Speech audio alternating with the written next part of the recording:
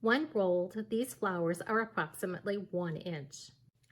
To create the rolled flowers, I'm going to use a petal roller, such as a quilling tool and a low temp heat gun. At the end of the roll of petals is a small circle of a card which acts as the base of the flower. This is what you'll glue the rolled petals onto in order to finish the flower.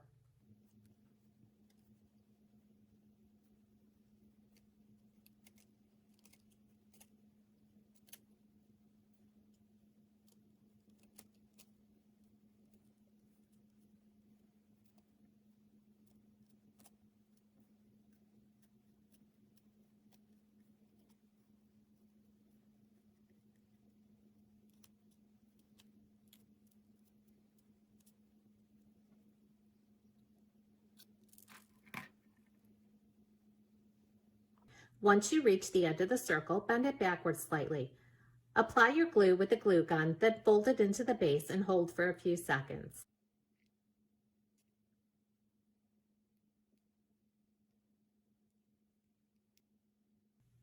Then if desired, you can use a petal roller or quilling tool to finish forming the petals by pulling them down. You can then embellish your roll of flowers by using our rolled leaves and fancy flourish die set.